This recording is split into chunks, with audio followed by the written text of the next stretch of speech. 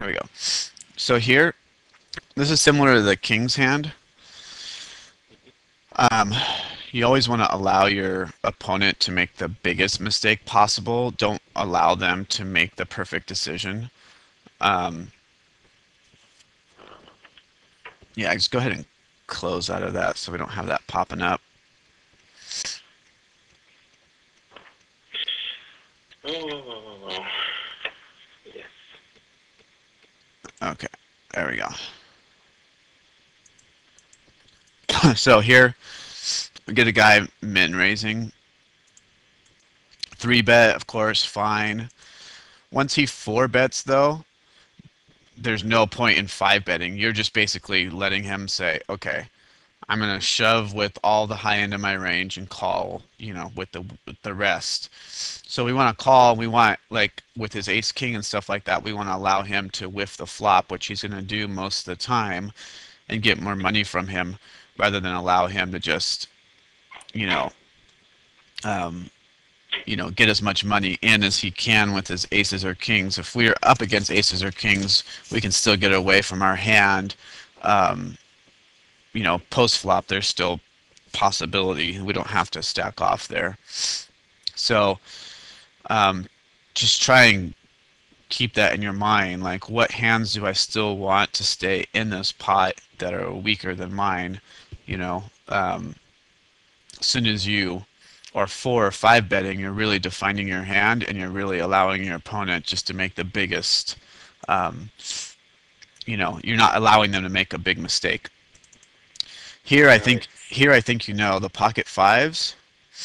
Um, don't get in the habit of 3 betting small pairs.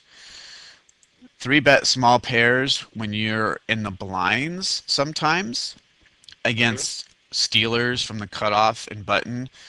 There's some arguments, and people will say it's better just to fold those and 3 bet something like queen four or whatever instead of a small pocket pair.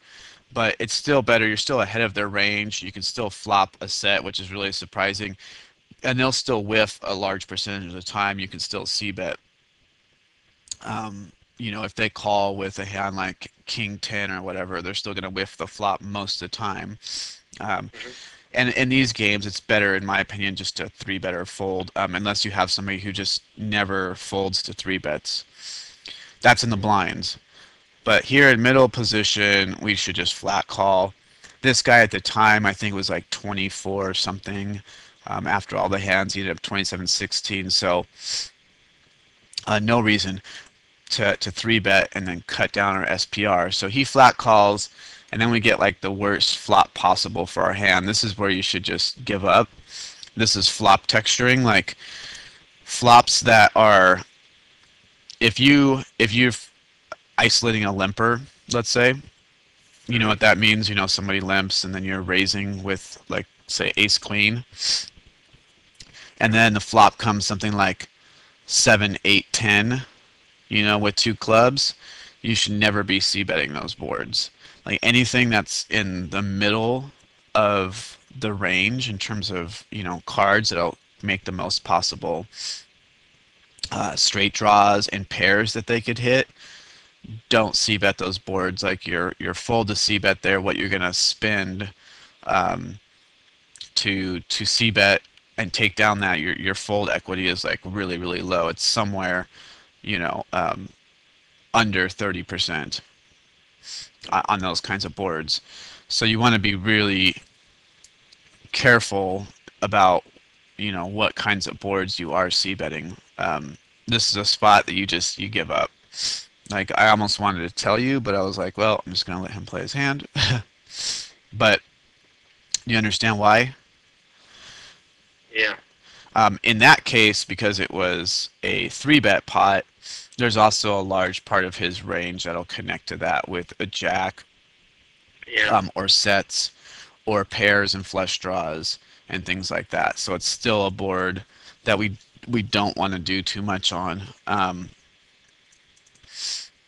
Here is a similar scenario. This is a limped pot. You had ace king, I was just talking about, and then the flop comes 8 7 7, which is out of the paired boards, oops, out of the paired boards are fairly decent to c bet on, but this is one in a flopped in a limped pot against a fish who's going to call with um, 10 jack, 4 5, 5, of course, 5 6, 9 10, and 8 a 7.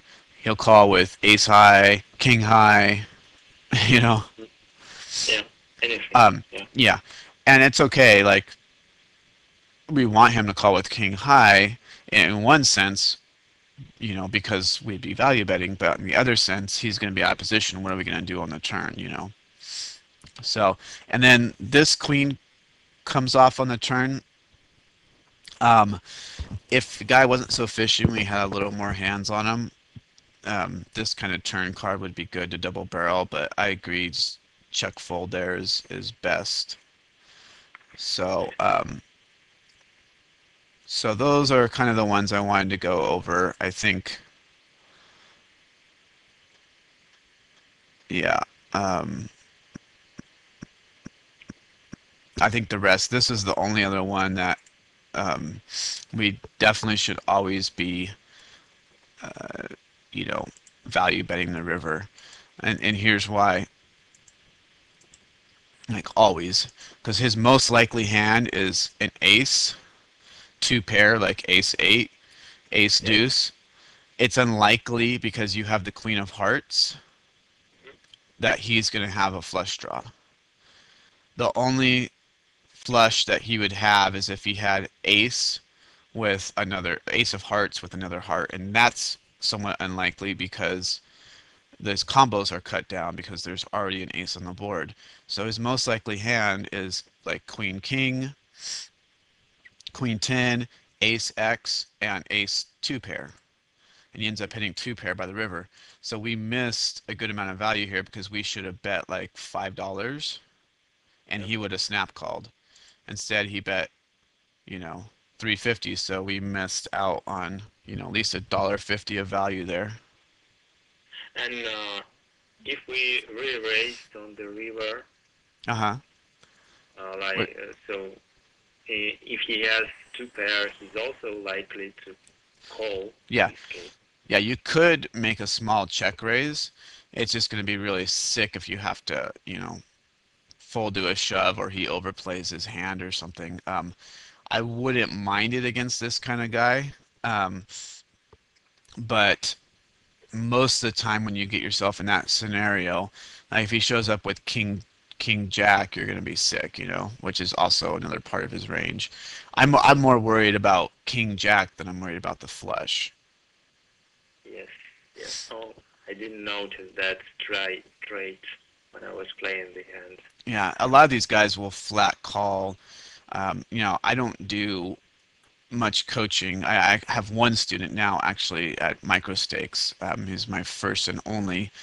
I usually tend to coach like 100 no limit plus, but I've noticed that when I coach him and I look at these games, a lot of players will be calling with gut shots, like multiple streets, where at other stakes, they might float a street, but then they're raising the turn or they're playing the hand more aggressively.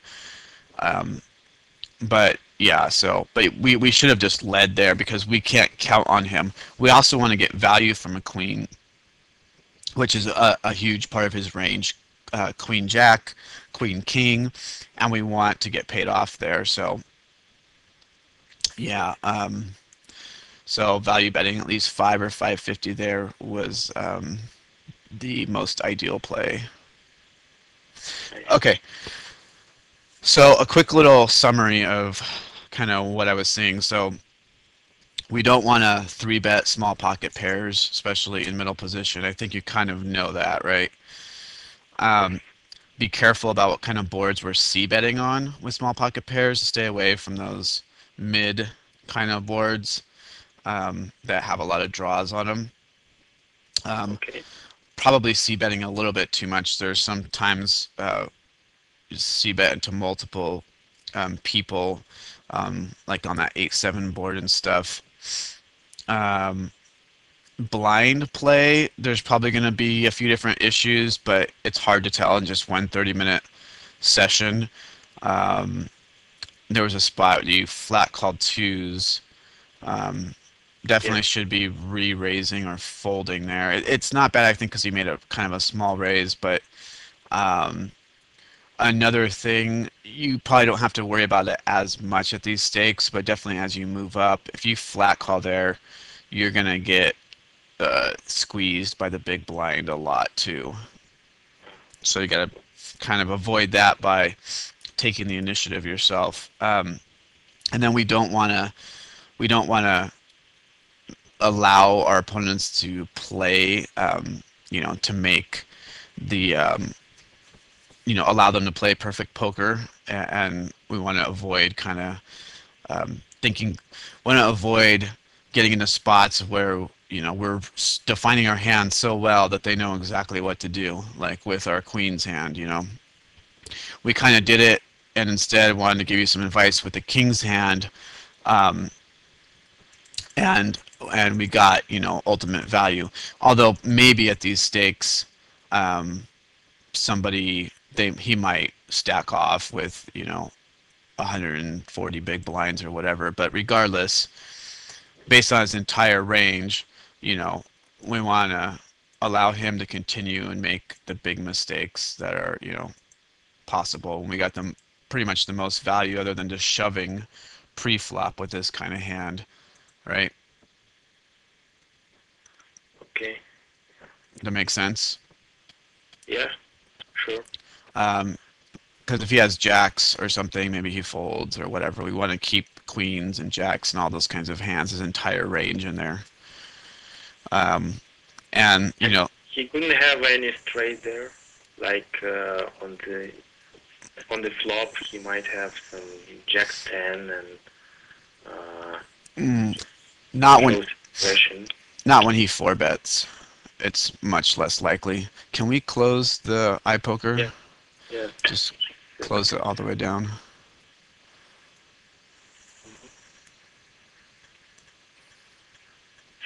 Okay. It's just like he's defining his hand. He four bets, so he likely has, you know, and I don't know, it depends. Again, I don't know your game super well, but let's say on a looser side, at least jacks plus and ace king, So, occasionally everyone, even no matter what someone's stats is, every once in a while they're going to have some other kinds of hands in there, but 10 jack is very unlikely. And anyways, in this particular spot with a king high flush, on the river we're getting 5-1. We only need to be right, less than 20, like 18% of the time.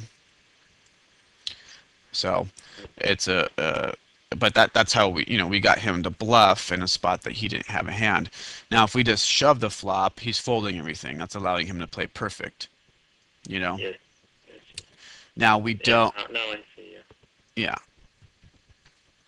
Okay, so that's kind of our summary. Let's go over and go ahead and got kind of an older version of Leakbuster. All right, that's okay. I guess we'll just analyze all my hands, flooring, and we'll let it go.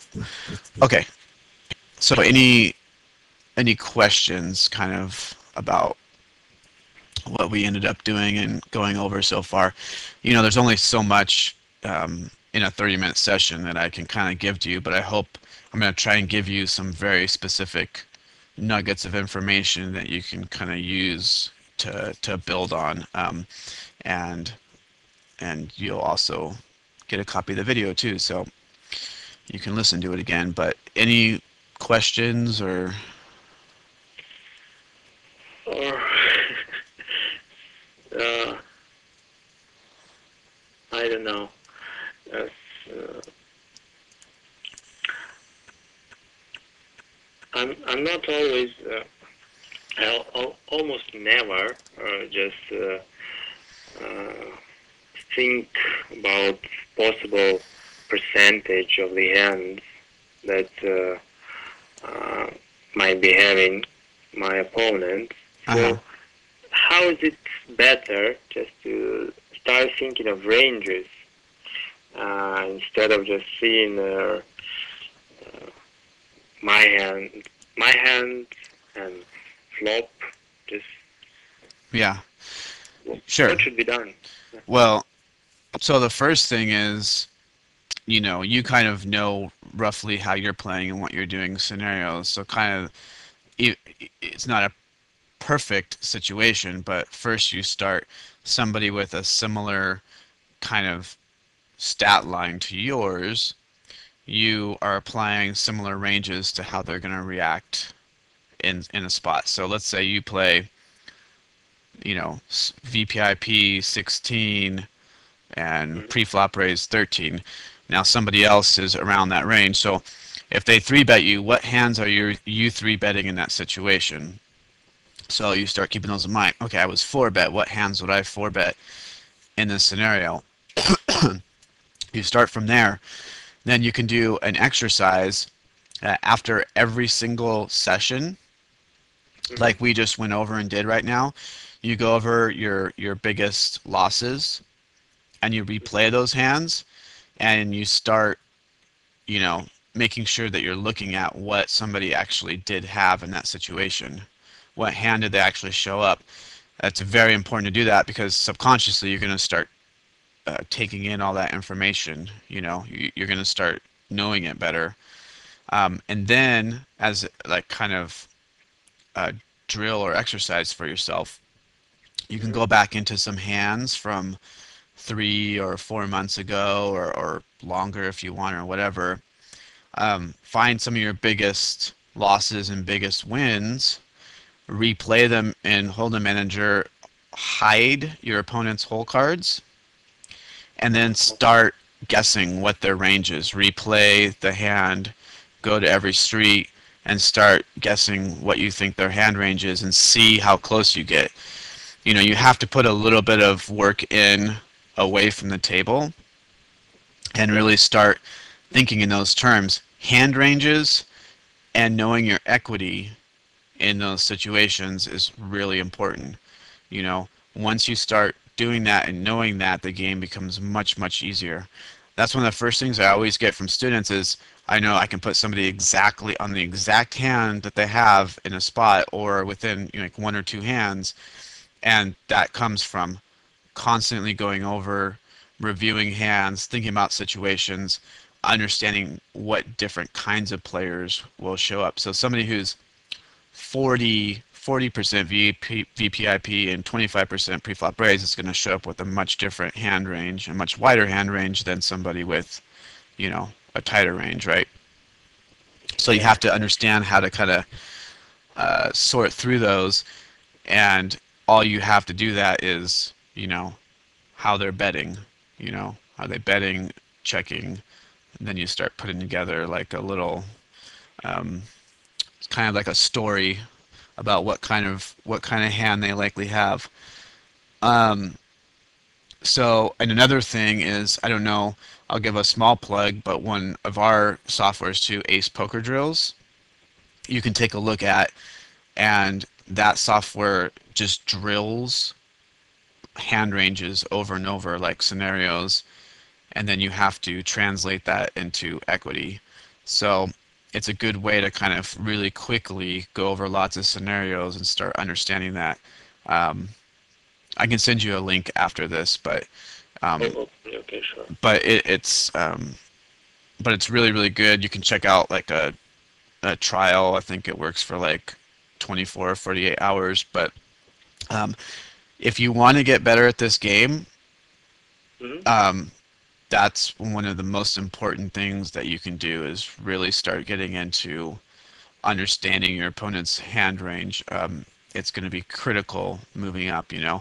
It's like if you put in, X amount of hours per week Mm-hmm. working on, those kinds of situations, then it's going to make a huge, huge difference in your game. You'll be able to win a whole lot more.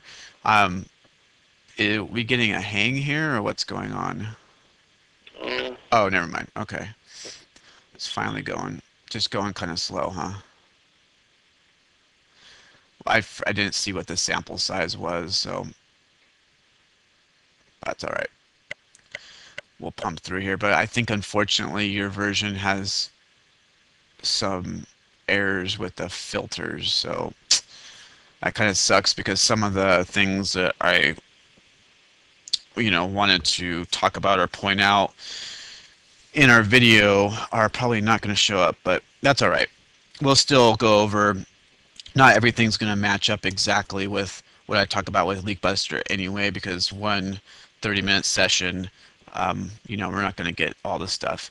I think overall, you have a good, foundation to build on.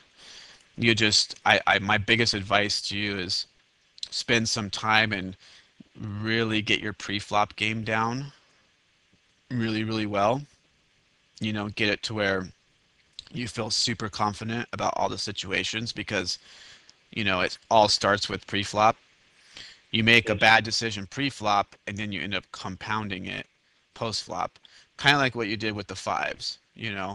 Like not to pick on you, but that was a scenario that now we put more money into the pot with a hand, we should just flat it, and then we c-bet on a really bad board. We just threw away, what, at least 30 big blinds or something, right? yes, yes. So if you make good decisions pre-flop, then that cuts down on the number of mistakes you can make post-flop, because you're still learning the game. You're going to make mistakes post-flop, it's going to happen, but that's where the biggest mistakes start happening, on the turn in the river. So you avoid more of those big mistakes by playing a really, really good uh, pre-flop strategy, So, Oh, and go over the hand charts, which are hand charts are guides. They're not perfect. They need to be deviated from, but they're a good place to kind of start. Use the ones that are in Leakbuster, you know. mhm, But those are just open raising charts. You want to also make sure what are good scenarios to three bet, to flat call and open raise, all that kind of stuff. So those are all super important. Um, you know, Bet sizing is going to be something that you're going to have to put some work into also. But first comes pre-flop, then comes understanding hand ranges. When you understand hand ranges is when you can start sizing your bets more appropriately. Because, mhm. you get to a point where you know exactly most likely what somebody has, and then you size your bet to get a call or a fold from that hand, depending on what you want, what your goal is. But if you don't know that, it's hard you know, to size your bets. But there's some little things that you can do in the meantime. Um, and like I said, we're definitely going to have to look at some blind play, but you know, um, I think the first part is, like I said, work on the pre-flop game, get that down, and then worry a little bit more about that. We'll see what Leakbuster also brings up in terms of your blind play. But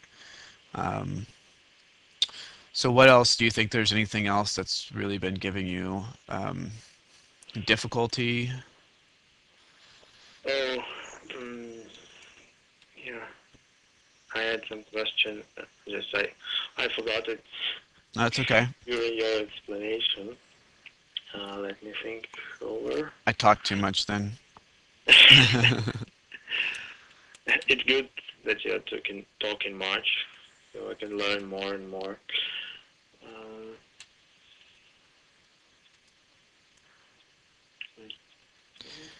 Well, maybe it'll come back around. yeah, yeah. Okay. Regarding the quantity of the tables. Hmm. Should I play on 4 tables or even less, just while I'm learning this pre-flop strategy, or I can keep 6 or 8 tables? Well, always the less tables you have, the more thought you're going to be able to put into your game. I kind of based on what we went over and what we were looking, I would advise probably cutting down on a few of your tables just so that because one of the first things you said to me was I don't pay attention to players' stats very much. Yeah, right. So that's going to be an important part of looking at stats to start understanding hand ranges. Hmm. And you have to be able to give yourself some time. If you're playing too many tables and you're just making decision after decision, then you're just you're not going to grow as much as fast. You know what I mean? Yes, I So see.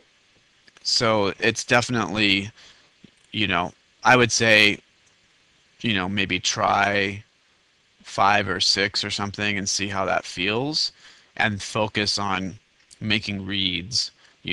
Looking at your opponent's stats. Um, going over kind of what they uh, what they likely have in your head, and thinking about that in terms of how you want to size your bets and stuff. So, all right, Okay. let's take a look at what Leak Buster has to say here. So your VPIP and your small blind um, saying is way too high, which you know you want most of. Oops, I went a little too far here. You want most of your hands that you're playing from the button, right? Pretty standard and obvious. Yes. So um, that can become kind of an issue if especially as you move up stakes, because people are going to three bet you more in that spot, um, and they're going to float you, and they're going to play. They love to play blind on blind. Um, so looks like there's just a few different things in the small blind. You're four betting. So I don't know if somebody's three betting and you're four betting, but you said you had some questions about that. We didn't get a chance to see any of that in your play, but we can take a look at your database as well. Um, Flopping top pair or over pair. Yes. So it's saying you missed value, kind of like what we were talking about on the turn of the river. So this again has to do with hand reading, and I would say this is one of the more critical leaks that we have overall, because specifically because at your stakes you're going to get a lot of second best hands to call you a large percentage of the time, and a lot of people aren't going to turn um, some of their small paired hands and stuff into bluffs. So you need to like value bet. If you are unsure about a situation and you Hmm. have, an overpair or top pair or better or something, you should still be betting, just simply because, if you get raised, then you can fold, but most of the time you're just going to get people to call or fold. You know what I mean? Yeah, I see, I see. Yeah, So, I usually check on the river yeah, to the top pair, yes. yeah. So I see. that's a pretty big leak at these stakes.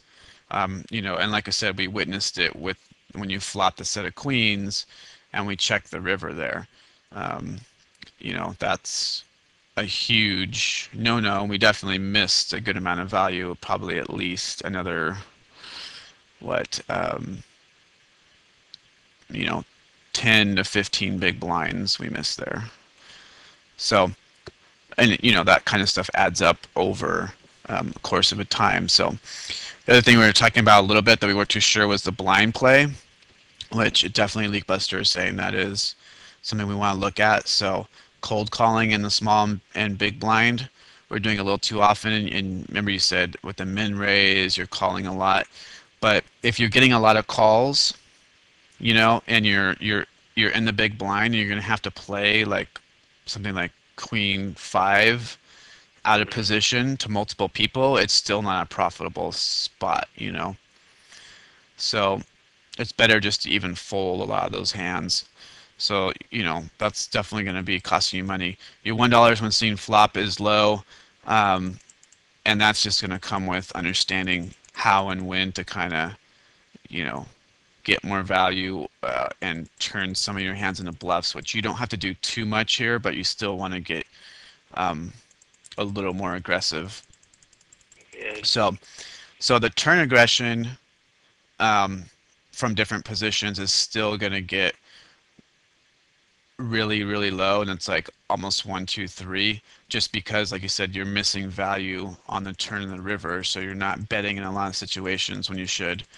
Um, you know, we know that you're playing a little bit tight, so the pre-flop raise, if you open up your game a little bit more in the right spots, then we're gonna, you know, we're gonna have a little more success, but I wouldn't worry about that too much right now. We'll talk about. I'm going to look at your stats specifically inside of your Hold'em manager, and then I'll make a couple suggestions without doing too much. I mean, if you want to play a tighter game, that's totally fine. But I'm just going to talk a little bit about spots where we could probably do it a little more effectively. Um, Okay. so I'm surprised there's not more flop c bet stuff, just based on what I saw. But the four betting thing, so it again is coming up, and we'll take a look at that. But it looks like a bit of a theme. And you mentioned that you didn't feel like you were squeezing enough, or didn't know when to or where to. So that's Yes. something we Yes. can talk about too. Not something we can probably cover right now, just because we're already running out of time. But again, four bet bluffing too often, which gets too expensive at these stakes. You know, you don't need to do it. Um, so I think Leak Buster is pretty much nailing, you know, everything that we were kind of talking about when we were observing your play. And there's definitely a lot more here that we could go into and find, but I'm going to leave it with that right now and then go into your Okay. reports, and then we'll look at some specifics real quick. Let's see, I'm going to load. This is a good one to load from the Leakbuster report chart. Just do your overall, because you get a lot more kind of important stats that we want to take a peek at. It might. I think we should clear filters here. Oh, okay. Huh. Didn't come up with the right report though. Try that again.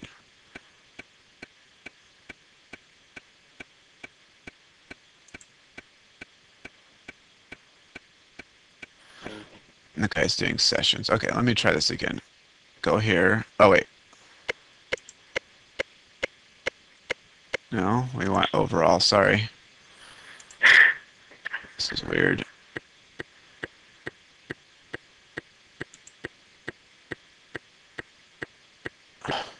It's like Yeah. loading the wrong one for some reason. Probably this. No. Or no. Oh, yeah. That's it. Duh. That's weird. Okay. Okay, so 17.9. So like I was saying, there's kind of a large gap here in your pre-flop VPIP ratio, and we saw that too. If we go into Leak Buster, it's going to talk about that as a leak as well. Um, it's not a huge leak at full ring. You can get away with it a lot more than you can at six max or more short-handed tables, but you definitely want to get these stats closer. So if you want to play 17-3, this pre-flop raise needs to be somewhere closer, like 14 or 15. Like if we go back in Hold'em Manager here, um, we're gonna see,